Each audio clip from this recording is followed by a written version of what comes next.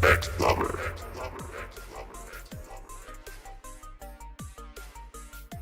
Hello and welcome to another episode of Interesting Times on the Bek Lover Podcast. And this is your boy, Bek Lover, doing his first live stream on X and YouTube and anywhere podcasts are available. If you want all the breaking news, all the interesting stories, because this life, the reality of this life can be so much stranger than fiction, so much more wilder than your deepest, darkest fantasies, and so much worse than your greatest fears, then you're in the right place. Because I do all the homework for you. I read what's going on. I show you what's going on. And you decide, do we live in interesting times or not? Make sure you hit that subscribe button and tell all your friends there's a new sheriff in town, and his name's Bek Lover. I want to jump into today's stories real quick. We're going to go to the man that's in control of what was formerly known as Twitter. It's now known as X.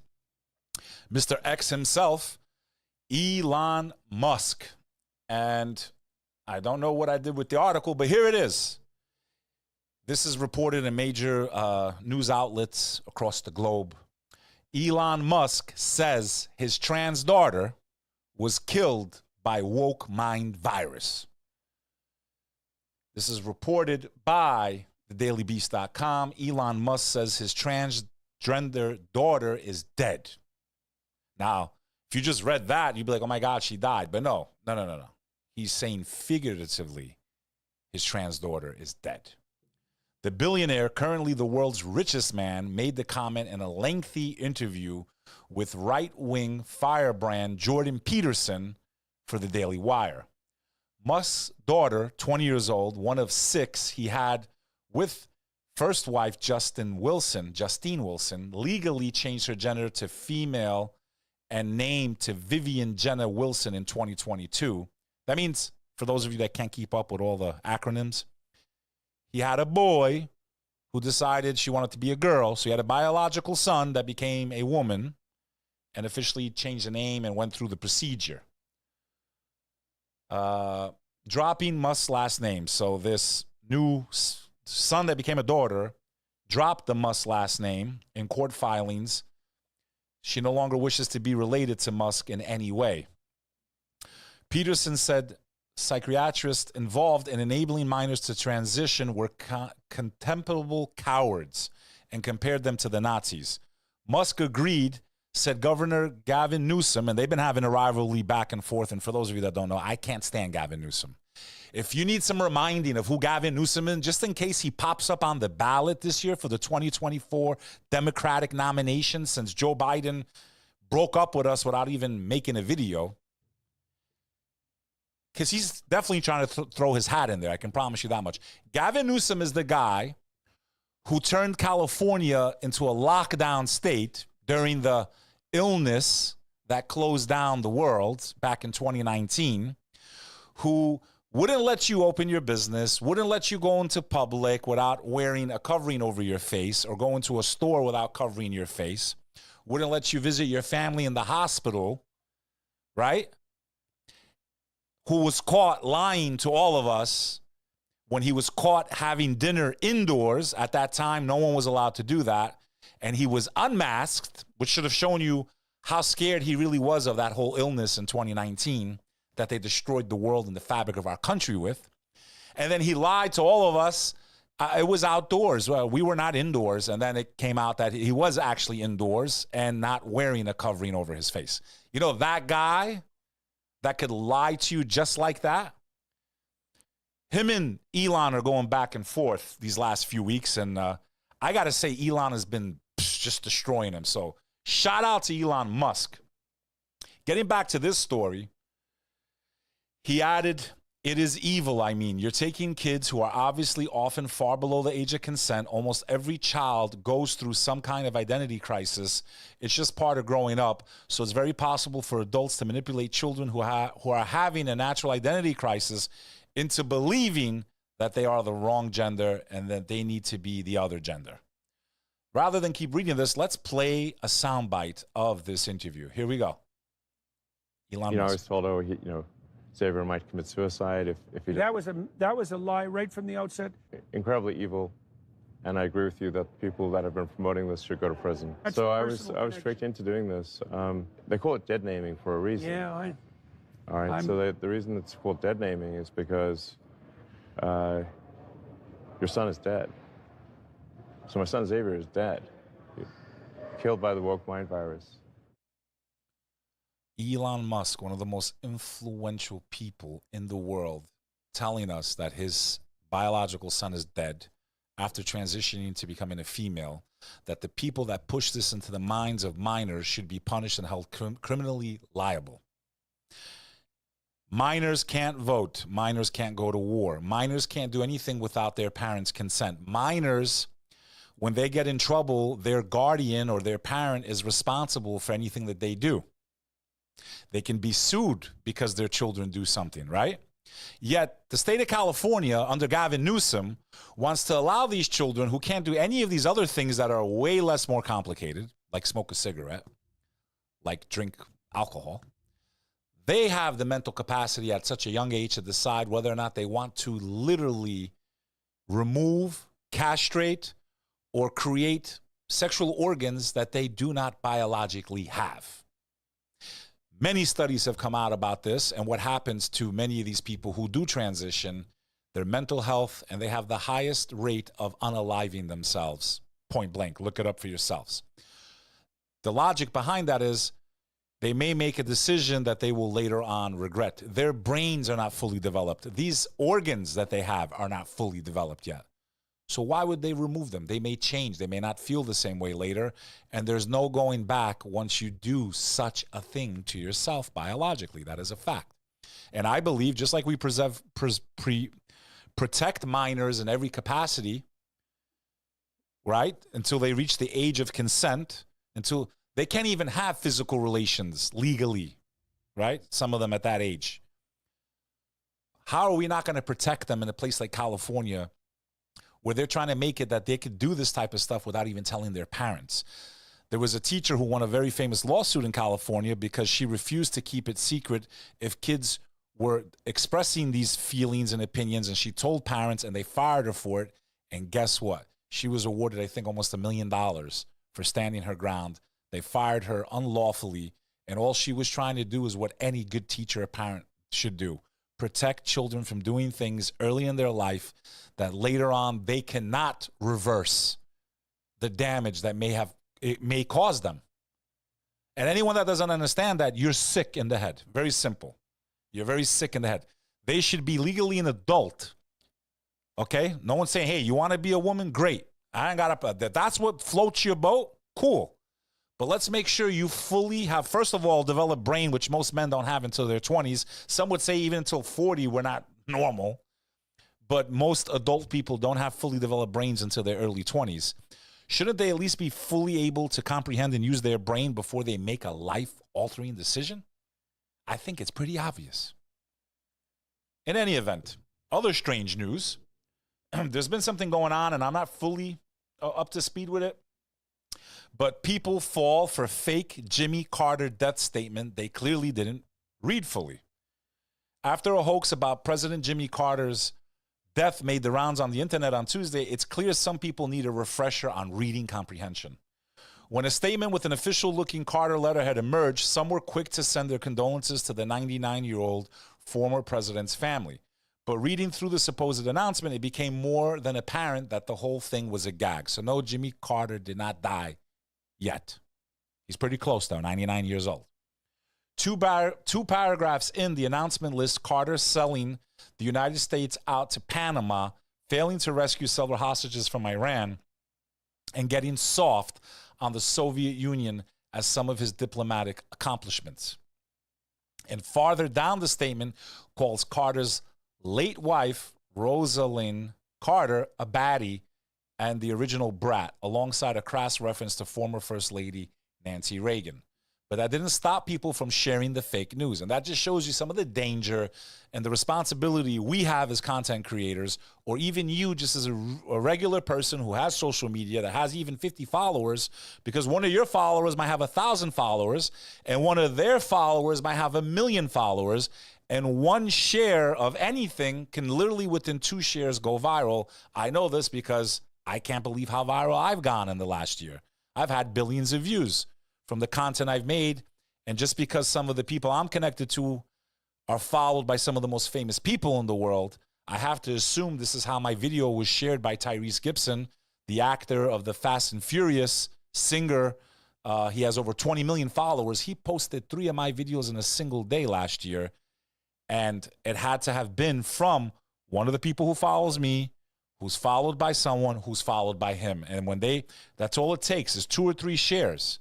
And the right people see the account and they share it. Next thing you know, you think Jimmy Carter's dead, right? That's literally how easy it is to spread information that's not accurate. And for those of you that do share my message with the world and do follow me, every single last one of you, I want to thank you for all the support and helping us get into the top 2% of all podcasts in the world. There's over 3.5 million of them. You could be listening to any other asshole in the world, but I'm glad you chose this asshole to be your source of interesting news and headlines from around the world. So make sure, if you're new to this, hit the sub button. Check out all the amazing interviews I've done. More to come, more content. I'm going to drive you bonkers. Now, we've all been seeing our flood of streams on Twitter, YouTube, Instagram, X, everywhere, TikTok. It's either every other post is Kamala Harris's face or Donald Trump's face. Kamala Harris's face, Donald Trump's face. One video is Kamala Harris with Montel Williams, the talk show host, calling her a side hoe. The other video makes her look amazing. One video shows Donald Trump saying, grab her by the pussy. And the war has begun because it's looking more and more like Kamala might actually remain as the front runner for the Democratic candidate for the U.S. president in the 2024 election. These last few weeks have been nothing short of interesting. That's why you're watching Interesting Times. The AP reports, Associated Press, for those of you that are lacking with knowledge. The AP survey shows Kamala Harris backed by enough delegates to become the Democratic nominee. Vice President Kamala, that's how Montel Williams was, Kamala, make sure you say Kamala. Kamala Harris has secured the support of enough Democratic delegates to become her party's nominee against Republican Donald Trump, according to the Associated Press survey. So that's only according to the AP. As top Democrats rally to her in the aftermath of President Joe Biden's decision to drop his bid for a re-election. Now, I want to give a recap to some of you that may be new to my show. I had 2 people that were at the rally where Trump was almost taken out. They gave us a 16-minute estimate of how long the Secret Service was observing the shooter. It came out a day later, a day after I broke the story here, that it was actually 20 minutes. But for my observers, they weren't paying attention to all that because they didn't know what they were looking at. But they had videos and photographs of the Secret Service on this show. We broke it. That's another reason why you need to listen to Interesting Times, because I will get you stuff that sometimes not even the mainstream media can, because that's what we do here. We're journalists. In any event, it's been a crazy couple of weeks. November is looking like an eternity away. Anything could happen. We had the outages with Microsoft that shows you just how delicate the infrastructure is globally. It's a scary time we live in, that anything could go wrong. And we're so interdependent on certain things and certain companies and other countries because America's lost so much of her power over the last 50 years because of globalism, because of the World Trade Organization, because of allowing certain countries that don't treat workers with rights and pay them livable wages. They actually use slave labor of people they have in camps. This is a fact. You know, you might want to pay attention to the brands you support because of where their labor comes from, including our iPhones and probably most of the equipment I'm using for this show. So I guess I should just hit the power off button because it seems like darkness seems to be seeping into every aspect and component of our lives, from the things that we eat with the chemicals that are poisoning us, to the technology we use that are coming out of cobalt mines in Africa where children have been found to work. And we act like we're good people and good human beings when we all have corruption and blood on our hands. And our tax dollars are taken to destroy other nations in your name, my friends, in your name. And that's the truth. Back to Kamala. Kamala Harris won't preside over Netanyahu's speech to Congress as he looks to shore up U.S. support. Now, I find it funny because the truth of the matter is, if the conflict in the Middle East is your voting decision, let's say you're against the American involvement and support of one nation over the other over there, you have no candidate. That is the truth. If what is happening in Gaza is your voting point as an American, you have no candidate because both will support Israel no matter what. That's a fact. So she, in my opinion, is trying to make it look like she doesn't like support them, but she does. They all do. That's the truth. And she won't meet with Netanyahu because he always gets to come over here and give speeches to our Congress like he's a part of Congress, which I find fishy because how come none of the other presidents of other countries, for the most part, I mean, they have had a couple. They had the guy from Salvador, so we don't want to sound like we're crazy. But it seems like they can come and give speeches whenever they want. I mean, I guess they should give a speech because it's a big fundraiser because billions of dollars are going to go there, whether you want it to or not. I hope that that conflict ends immediately. It's absolutely horrific. The loss of life is unjustifiable. And I have a video today that is going viral about how all three world faiths need to wake up. Jewish, Christian, Muslim. We are not enemies. They want us to think we are. They want us to hate each other. They want us to kill each other so they can justify these unjustifiable wars where they use regular people like me and you as pawns, sending us to battles that we never finish, like Afghanistan, invading places that didn't have weapons of mass destruction, like Iraq, and millions of regular people like me and you die.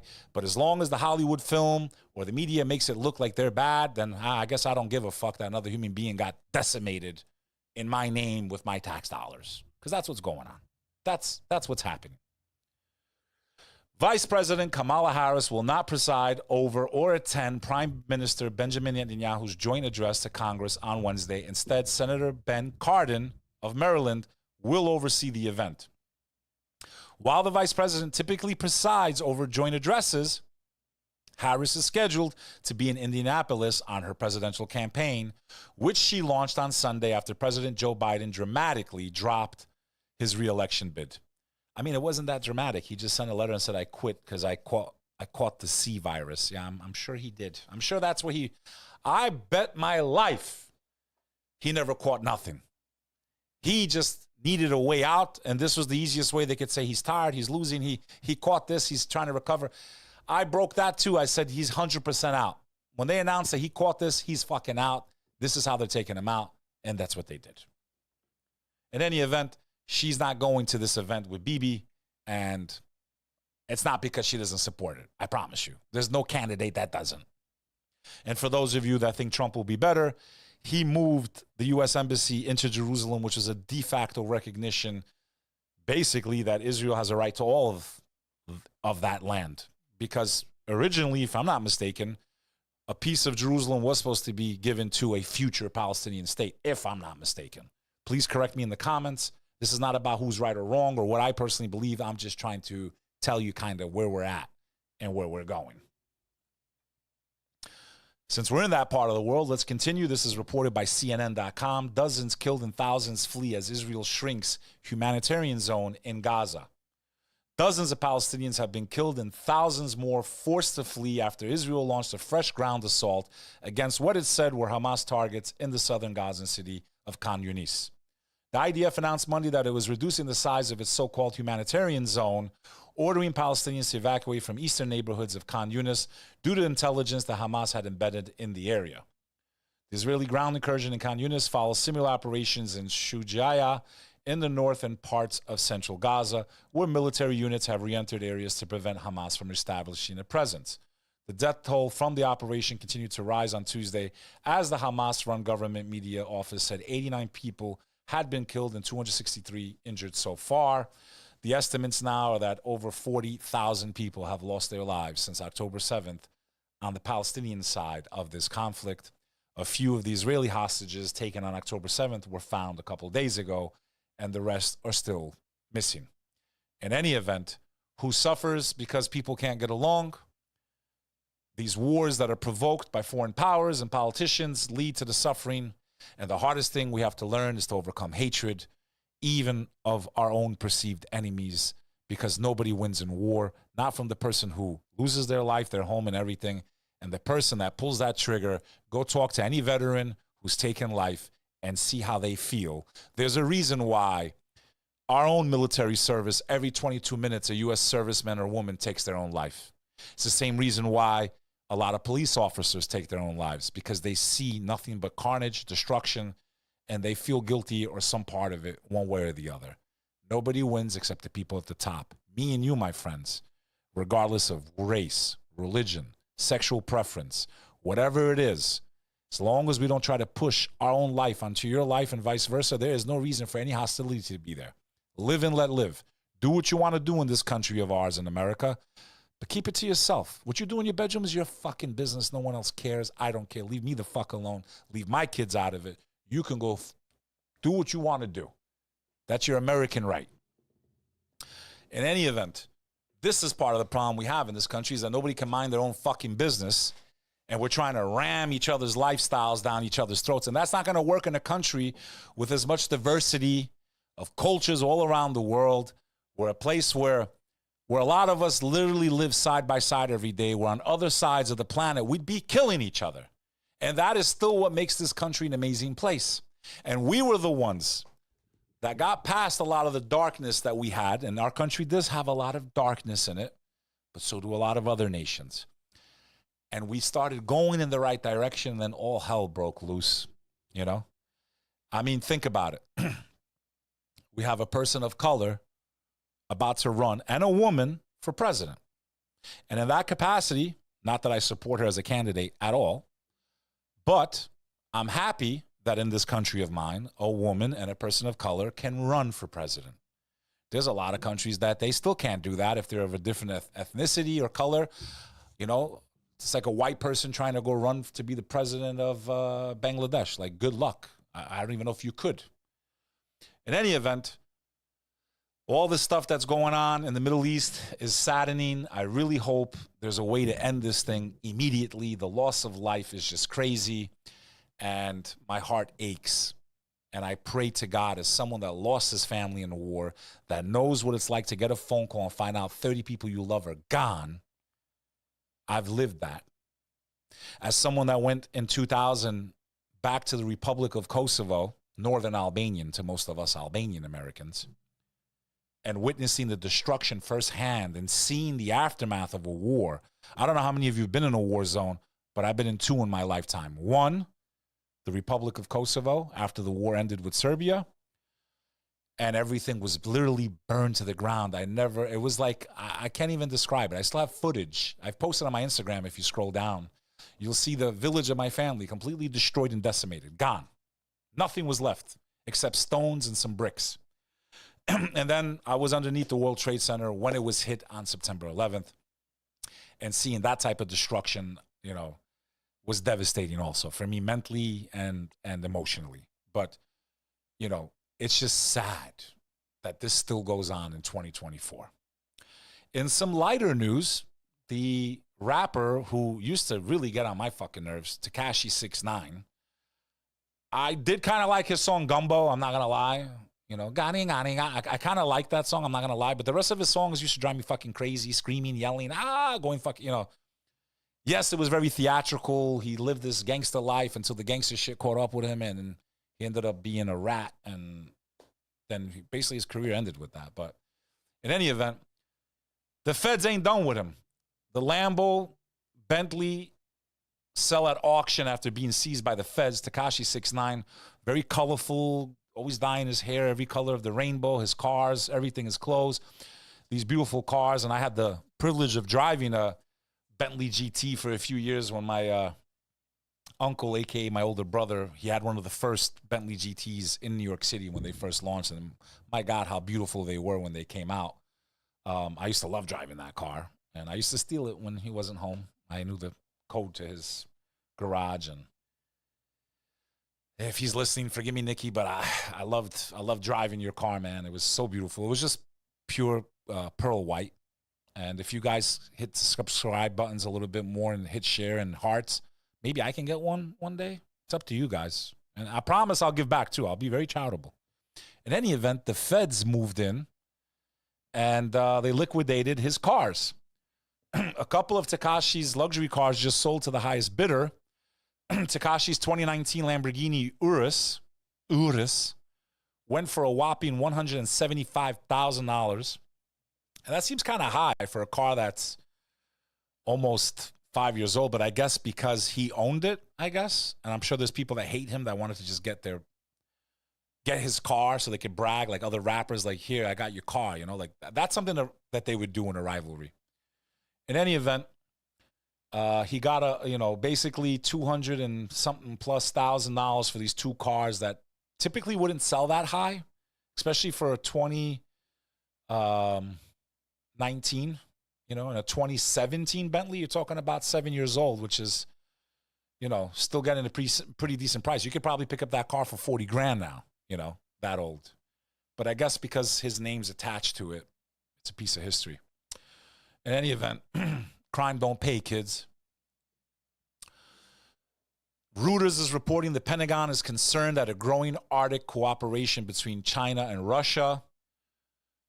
Pentagon released a strategy for the Arctic region. Reports say China and Russia increasing cooperation. Growing alignment is a concern, report says. Climate change is opening more sea routes. Russia and China are cooperating in the Arctic, which could impact regional stability. The U.S. military said it released its strategy for the region on Monday. Russia has reopened hundreds of Soviet-era military sites in the Arctic, the report said. China, which describes itself as near Arctic state, also has ambitions there and has said it is intended to build a polar Silk Road. China has its eye on mineral resources and new shipping routes as ice packs recede with rising temperatures. While significant areas of disagreement between China and Russia remain, the growing alignment in the region is of concern, and the Department of Defense continues to monitor this cooperation. And basically, as America continues to get weaker in all the inner fighting, all of our competitors, I hate to say other nations are our enemies. That's what they want us to think. But they're not resting as they get stronger, and we are only diminishing. I promise you, my friends, if we don't change course soon, we won't have time to make it to the Arctic region to worry about China and Russia, because we will have already hit the iceberg on the Titanic that is America financially, with the amount of debt we've accumulated in the last 10 years and the path of destruction we are on. If we do not change course, it may already be too late. And this division amongst this inner fighting is only weakening and hurting all of us. So the more we fight each other, the weaker this nation becomes. U.S. Congressional Task Force to investigate Trump shooting. This is reported by Reuters. The U.S. House of Representatives is forming a bipartisan task force to investigate the shooting of Republican presidential candidate Donald Trump. The Secret Service has come under blistering criticism since the July 13th assassination attempt on the former president. And if I'm not mistaken, she stepped down today. There she is, Secret Service Director, reported by Associated Press, steps down after assassination attempt against ex-President Trump at rally. The director of the Secret Service resigned Tuesday in the aftermath of the assassination attempt against former President Donald Trump.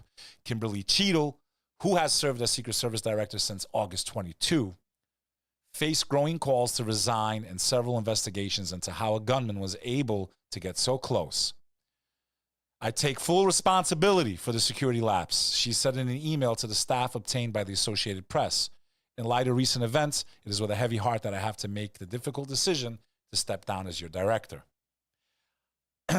Even though AOC gets on my nerves, she did do a great job of interrogating her, of the lapse and the amount of room between the perceived threat and the former president, and possibly, most realistically, the future president of the United States of America, the way the polls are looking, and from what I can tell from people's engagement. However, I could be in an echo chamber because that kind of happens on social media. Go watch The Social Dilemma, and you might understand why you might be having the views that you have if you are not strong enough to listen to other people, hear what worries them, because at the end of the day, we all have the same concern. peace, stability, and security. And people are being made to believe that they are enemies when truly they are not. Another person resigning here in the state that I live in at the moment, Bob Menendez to resign Senate seat after the federal bribery conviction. Senator Bob Menendez plans to resign effective August 20th, according to two people briefed on the decision after months of Democratic hand-wringing over his scandalous federal trial and recent conviction. Those briefed on the decision spoke on the condition of anonymity, I hate these damn words, to discuss internal deliberations. You know, it's funny. Every time someone's like, you know, convicted of a crime or this or that, or they're going to face prison time, like they usually arrest them or whatever. This guy is convicted guilty. He still thought he's going to stay in power. Like, it just shows you how sick these people's minds work that are career politicians. They felt invincible, that they could take millions of dollars, even gold bars, and get away with it and deal with foreign agents of other countries. And me and you get a parking ticket, we don't pay it, we get a warrant for our arrest, a fucking parking ticket. And this guy still thinks he could stay in the race and run as an independent. I mean, it just shows you how sick power can make some people, and they all have this disease. From the right to the left, from the north to the south, black, white, woman, straight, gay, you give them power, most of them become corrupt. There needs to be term limits in this country. Lobbying needs to be made illegal. We need to know, you want to be a public servant? You want to be a public servant? We need to know all the money you have. You want to be a public servant, right? We're entrusting you with millions and millions of dollars. Responsibility to look out for us, the American citizens, your constituents. Then you need to have a full audit done before you go into office. Every single year you're in office. And we need to understand where your money's coming from, since you're there to serve the public and not yourself, right? Anyone that has good intentions shouldn't have that problem. These are the rules we need, my Americans. These are the regulations, so no one can manipulate and corrupt. And when they're only in office for 48 years, the damage can't be as great, because I don't care who wins the election in November. When the amount of corruption that exists below the seat of the presidency, no one man or woman will save this nation. The only one that can save this nation is me and you, my friends. Me and you paying attention to these people and putting in rules and regulations and laws that need to be added, and an amendment to the way it runs. That's how you fix the United States of America. Drop a comment if you think I'm right or wrong. Michael Jackson. Now, I can't get into the personal details. I swear to God, I knew about this story over a year ago. A very close friend of mine is very connected to this, knew about this art trove, and I hope he's involved in this auction because he deserves it. But I will not reveal that name, but he is a very close friend of mine, and I pray to God he's getting a piece of this deal, because he was talking about this for a year and a half. He even showed me these pictures on his phone before the world saw them. I shit you not, in the mountains of Malibu. One of my favorite singers ever, Michael Jackson, the king of pop, who anyone that knew me in New York City knew, if Michael Jackson came on, I would shut the club down on fire dancing to his music, especially to Don't Stop Till You Get Enough. I can't breathe. I got to stop smoking. Like, I love, right? Interesting story reported by TMZ. Michael Jackson rare sketches signed by singer to be auctioned off. Michael Jackson may be best known for his legendary singing career, but he was also quite the sketch artist. And by the way, I saw a lot of these. Like, I saw like 100 of them, okay, of these drawings and pictures and stuff. Amazing stuff. And his signed drawings are about to be available for purchase. The singer's rare collection, which is made up of 78 sketch drawings of various images, including the likes of Marilyn Monroe, Queen Elizabeth II, Peter Pan, Andy Warhol, will be auctioned off by King's Auctions Beverly Hills, partnered with King's Auctions Las Vegas on August 3rd. The location has yet to be revealed. The auction will reportedly first welcome bids for the entire collection, though a $1 million opening offer is required, or the auction will move to selling the pieces separately. King's Auction tells TMZ they came into possession of the artwork via recent court proceedings prior to their acquisition. The pieces of art were stored at a private art space in Santa Monica, California, where MJ often visited to work while recovering from plastic surgery procedures. Do you think he had some plastic surgery? I mean, do you think Michael Jackson had plastic surgery? We're told Michael's signature on the drawings has been authenticated by Roger Epperson, who also confirmed the sketches were not prints. Side note, by the way, the closest I got to the Jackson family was I ran into Joe Jackson. If you scroll on my Instagram, under the little circles, you'll see, you know them. You're going to see a picture of me and Joe Jackson, Michael Jackson's father. And I saw him. And I went up to him and I spoke with him very briefly and I asked him for a picture. He allowed me to take a picture with him. And then another lady that was standing there was about to take a picture. And when she tried to, he said, bitch, only he gets a picture. I shit you not. In any event, that was an interesting encounter I had in my life. That's the closest I got to Michael Jackson, who was already deceased at this time. And if you've seen the movie, he wasn't portrayed as such a good guy, Joe Jackson. Bangladesh. A lot of New Yorkers are from Bangladesh. And it's honest to God, I swear to God, it's probably one of my favorite countries to say its name. I swear to God. I probably say Bangladesh almost more than I say America and Albania. I just like the way it sounds. Bangladesh. Bangladesh. And every time I meet someone from them, I'm like, let me guess where you're from. I go, Bangladesh. I love saying it. I don't even know what it means. I know there used to be a Pakistan and they broke off of West Pakistan or East Pakistan. I mean, most Americans don't even know that there used to be two Pakistans and one became Bangladesh. They both eat food that is beyond spicy. I've tried to eat some of the spices from that area, and I'm lucky I didn't end up in the hospital. Okay, I don't know how you guys do. I guess genetically, I don't know. Me, usually I end up in the bathroom, and it's very painful on the way out. Halal guys, their hot sauce, the famous cart of halal meat and rice on 54th Street and 6th Avenue in New York City. I have their hot sauce, and I suffer for days. I love spicy food, but even I have my limits. In any event, Bangladesh. If you're out there and you're from Bangladesh, you should meme this. Bangladesh. Unfortunately, they're having a very chaotic situation there. It is one of the poorest countries in the world. Bangladesh accepts court ruling to cut state job quotas after unrest eases. They've had their internet turned off. So we're talking about Bangladesh, and they have no idea that we're even talking about them because they don't have the internet. The Bangladesh government said on Tuesday, reported by Reuters, it would heed a Supreme Court ruling that 93% of state jobs be open to competition, meeting a key demand of students after a week of some of the country's deadliest protests in years. But students raised fresh demands, including the scrapping of a curfew, restoration of internet services, and a reopening of campuses, leaving unclear whether the government's acceptance of the court decision would completely defuse the unrest.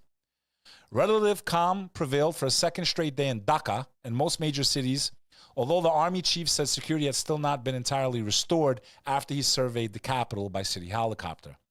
The government announced an easing of the curfew imposed to help contain the unrest, lifting it from Wednesday between 10 a.m. and 5 p.m. to allow people to shop for essentials. Bangladeshi authorities also shut down mobile internet and deployed the army after clashes between protesters and security forces spread across the South Asian country of 170 million people. That's a lot of people, man. Think about it. America's only 400 million. And this country that's not even a fraction of our size has almost half of our population. And one of the poorest regions in the world. And people are desperate. They need to work. They need to survive. And that's what this clash was all about. The government putting quotas that weren't perceived by fair by the majority. Okay? So, but it's also interesting that, you know, these countries can just turn the net off. Okay? They could do the same thing here if they wanted the U.S. Could you imagine? Not that you should ever do this, but you're in the middle of doing something on the internet that maybe you shouldn't be doing, and then the power goes out. Maybe you're having an improper video session with someone you love, but maybe they're on a business trip. Oh, baby, I love you. And it just turns off. What's happening? In Bangladesh, they're protesting. Internet off. Here on the East Coast, from Florida to New Hampshire, There's been shark attacks, a lot happening this year. I think I figured out why. This next article by The Guardian might explain why sharks are just getting out of control. Wild sharks off Brazil coast test positive for cocaine. Wild sharks off the coast of Brazil have tested positive for cocaine, according to a new study by Brazilian scientists. In the latest research to demonstrate how illegal drug consumption by humans is harming marine life. According to a study entitled Cocaine Shark and published in the Journal of Science of the Total Environment, scientists dissected the bodies of 13 sharp-nosed sharks caught in fishermen's nets off of the beach in Rio de Janeiro. All 13 tested positive for the drug. Previous studies have found cocaine in river, sea, and sewage water, and traces of the drug have been found in other sea creatures such as shrimps. I bet you a lot of you are looking where you can order that shrimp to eat. I'm sure many of you are very hungry for shrimp. I want to get some Brazilian shrimp, man. But in any event, maybe these sharks are high on cocaine. And they're just out of their fucking minds right now. They're just ramming into beaches, ramming onto shores. People are trying to blame other things for that. Maybe these sea creatures are just literally, high.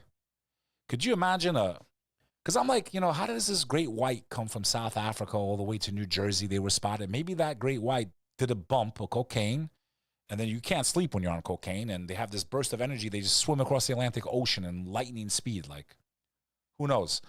I personally do not go deeper than my kneecaps in the ocean. I have an enormous respect for the ocean. I've been caught in riptide. I get scared of what I can't see. And one time I was in Florida in Deerfield Beach, if I'm not mistaken, it's called Deerfield Beach. They have a long-ass pier. So I'm walking on the pier, I'm smoking a cigar, and I'm looking down because eventually the pier is over water, right? Just like the Santa Monica Pier in California. I love that pier, by the way, and I love the sunset. And I go a little bit in Deerfield Beach, and I look down, and I just see sharks and stingray. I'm like, man, they're this close? Like, I do not go past my knees. If you're the same way, drop a comment. My teleprompter's down because, not teleprompter, but the thing that lets me see your guys' comments, because this show is unrehearsed. It's always live, for the most part, uncensored. It's right from my brain. I got no script. I wish we could show you, but you get my point. Interesting article I found on CNN Travel, the world's most powerful passports. Now, as an American, I could have sworn we're at least in the top 5, right? Every time I visit Albania or a foreign country, I wish I had an American passport because, unfortunately, a lot of third world countries need visas to leave their home country because when you come from a place like Bangladesh, they definitely have visas, okay? Because they know or they perceive that this person who's from Bangladesh or Albania or wherever will visit a country that's doing better economically and never return home. That's why you need visas. You have to prove to the embassy of the country you want to visit that you're not a threat, nor are you going to stay past the amount of time you promised to visit that country. People step on their visa all the time. People get work permits. I forgot what it's called. BJ, not blowjob, J6 visas to work for a summer, for example. They might be visiting from Serbia or Montenegro or Greece or whatever. They get a visa to come work because Americans don't want to work. Many seasonal businesses on the Jersey Shore, for example, have to literally hire people from Moldova and Russia and Ukraine to come work to serve drinks and food because there's no more teenagers left in America, I guess. I worked every summer down the shore. I got to have fun. Nighttime, I'd work till the restaurant closed, and I'd go out all night and repeat it all over again. But I guess we don't have anybody that wants to work anymore in America. Normal jobs for teenagers. Or maybe they're just smarter than us and they invested in whatever's the next Bitcoin or NFT. But it's just really weird that we have these types of shortages. In any event, many people who get these visas skip out and stay in the country of origin that they visited. Who do you think has the most powerful passport? Now, that means the least amount of visas you would need to visit the most countries in the world, right? I don't need to go to an embassy before I visit the country. Who do you think made the top 5? Drop a comment. I'll tell you right now who made number one. Number one was Singapore. In Asia, is the most powerful passport in the world. They can visit 195 destinations visa-free. France, Germany, Italy, Japan, and Spain can visit 192 countries out of the world with no visa. Austria, Finland, Ireland, Luxembourg, Netherlands, South Korea, and Sweden are number 3. They can visit 191 countries without a visa. Belgium, Denmark, New Zealand, Norway, Switzerland, United Kingdom are number 4. They can visit 190 places without a visa.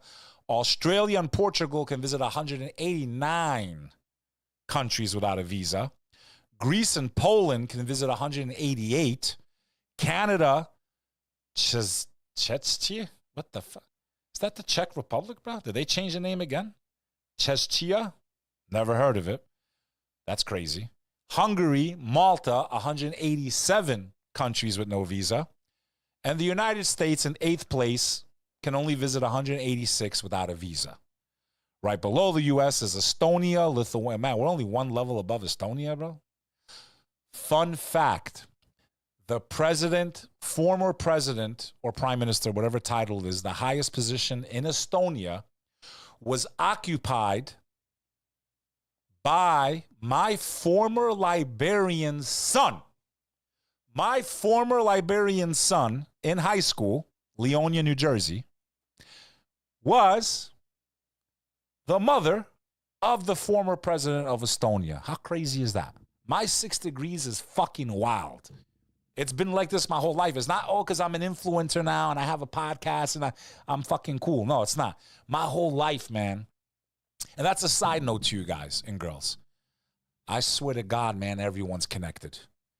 And the more people you talk to, Kevin Bacon's 6 degrees of separation, right? It's real. So, for example, I know Brad Lee, the business guru. You know me. So you're only 2 away. 1 away, actually. You know Jimmy, who knows me, so Jimmy is only 2 away, right? It's real, man. I'm proof of it. Scroll down, look at my Instagram. You'll see everyone I've met. I know I mean, I'm freaking friends with Rachel Ray, man. It's crazy. I would have never imagined, man. You know, like, it's just crazy. Life is crazy. Today I was talking to a very powerful guy who works with a lot of big celebrities and motivational speakers, and you can scroll on my Instagram. You'll figure it out very quickly. I met him in the last couple of days, and then I didn't realize how many friends we had in common. Social media has made it easier to see this phenomenon. You know, I think Instagram stopped doing it, but you used to be able to see who follows who, kind of.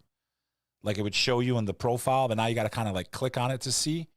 And I'm always amazed that, like, these people that I know that are connected to people I haven't met yet, and then when I meet those new people, and I'm like, oh my God, like, we know the same people, and how do you know them? And, like, automatically there's a little more trust. And it does make it a little easier for networking and to gain trust from people that don't know you. Like I said, social media can be used for bad. It can be used for good. You have to choose. Everything has duality. Food can fuel you, make you strong, or you can eat garbage and it kills you. Like, everything has good and bad if you pay attention. So, the American passport is not the strongest. If you have a dog, stop being a depressed piece of shit around your dog. Whatever you do, if you have a dog, do not be depressed or stressed out around your dog. You are harming them. The Guardian reports, stress in humans can affect how optimistic dogs feel. Research suggests. Study got dog owners to either take a math test or do something relaxing and observed effects on pet emotions. The ability of dogs to sniff out stress levels in humans has been known for some time, but the relationship between women and man's four-legged best friend is two-way. And scientists now believe they have discovered that when a dog senses a person in distress, it has a knock-on effect in the behavior of the animal. Most notably, it makes them pessimistic. You depressed people, you better take it easy because you're making your pets depressed. New research is believed to be the first to test how dog owners' emotional state can affect their pets. Dr. Nicola Rooney, senior lecturer at the University of Bristol's Veterinary School and lead author of a paper on the subject, said dog owners know how attuned their pets are to their emotions, but here we show that even the odor of a stressed, unfamiliar human affects a dog's emotional state. And I've heard this too in the streets, like, hey, the dog can sense you're nervous. The dog, like, I've always heard this from people with pit bulls and stuff, like, hey, they can tell if you're nervous, man, like, take it easy, So they might perceive like you're nervous, like you might be a risk to their owner. Like, so just be calm. Like, if you're in a good mood, dog knows you're in a good mood. You're a depressed piece of shit, which most of you are, because 1 out of 12 Americans is on antidepressants. Your dog's going to be depressed. It's another reason why you shouldn't be depressed. And don't worry, just be happy, because life's going to end anyway. So whatever you're worried about now ain't going to matter, my friends. A lot of us in America forget that the conflict between Ukraine and Russia is still continuing. Ukraine hit Russia with a drone. I'm going to show you footage of this courtesy of Reuters. Let's check this out. You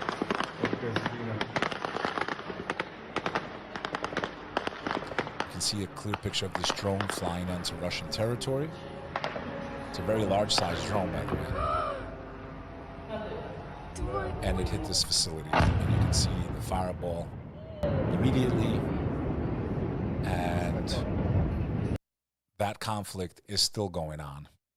Drone caused fire at the Tuapse refinery. Blaze later put out. Tuapse is Russia's biggest refinery on the Black Sea. Russia says it downed 75 drones in all overnight. No casualties in any of those strikes.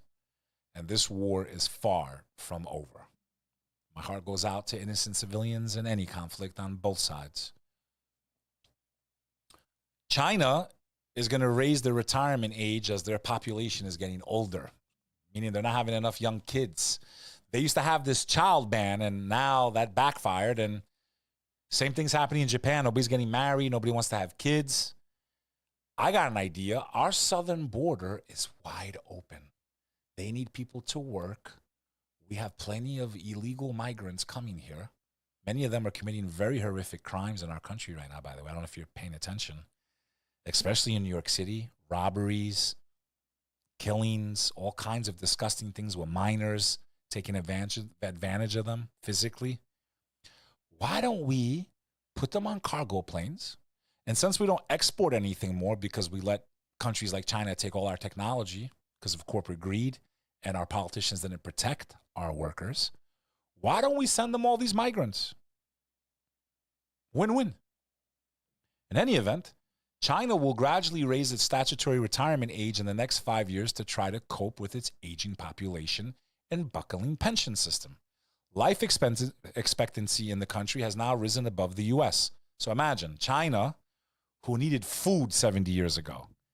Their life expectancy is longer than the average American. Let that sink in. Not that I'm sad for them. It's not their fault that our leaders are fucking traitors, half of them, and sellouts who'll do anything for a briefcase or a gold bar in Bob Menendez's case.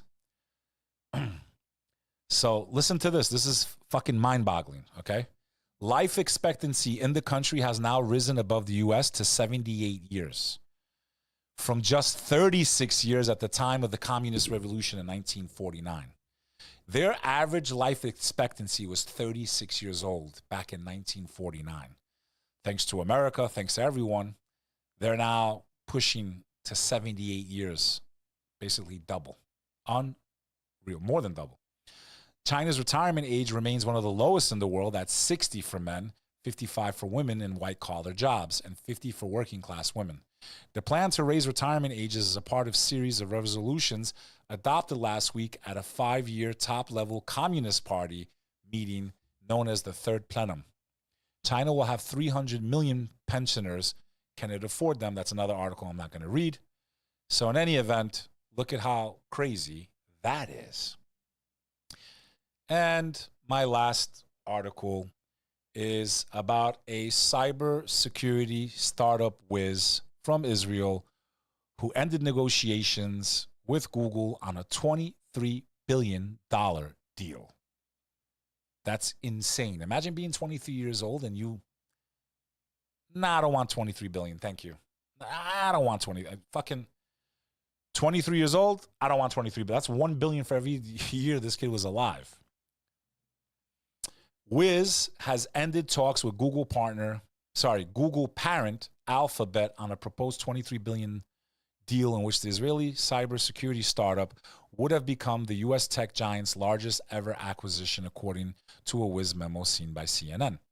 Wiz CEO Asaf Rappaport said the company would now focus on an initial public offering and growing the business to generate $1 billion in annual revenue.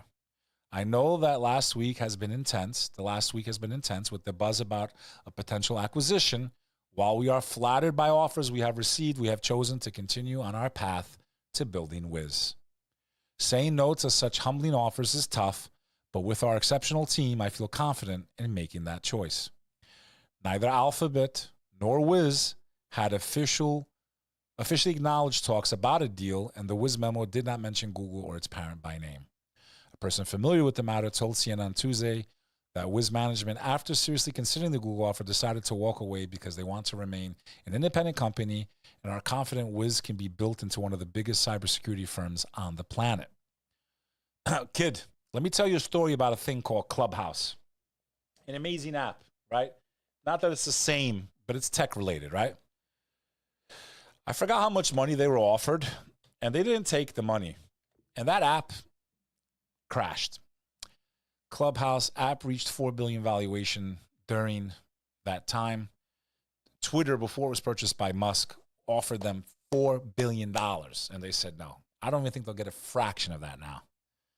So be careful what you say no to. You got to have, listen, I'm not saying he's wrong. Maybe the company becomes worth $100 billion. I don't know. But if I was 23 years old and I would stand to become a billionaire from a deal, like, we're going to die. I don't want to work the rest of my life. I would take the $1 billion and help as many people as I can, because you can't even spend that money in your lifetime. You really can't. And I wouldn't, because the time is more valuable. Why would I want to keep working? I would cash out and start helping as many fucking people as I can. Probably most of you in my comments. I'd be like, oh, you know what? You're commenting on my bullshit podcast here. I'm going to give you fucking $20 million. Just for, I would do some crazy shit. Probably team up with Mr. Beast or something. In any event, that's all the headlines today. We live in an interesting world, so make sure you hit that subscribe button. Don't be cheap. Donate a cheeseburger or something. I got to take care of my staff. There's a super chat here. If you've enjoyed this live broadcast, completely unedited, completely uncensored, then buy us a cup of coffee, for God's sake, or become an exclusive provider or content subscriber or whatever the fuck. Every platform has a different. Buy us a cup of coffee. I want to take Al to White Castle. Yeah, we're in the East Coast, White Castle. Okay, they still grill them right in front of you, and they make you fart, and they fucking stink. In any event, this is Bek Lover, and you're watching another episode of Interesting Times on the Bek Lover Podcast. I'll see you next time, probably tomorrow.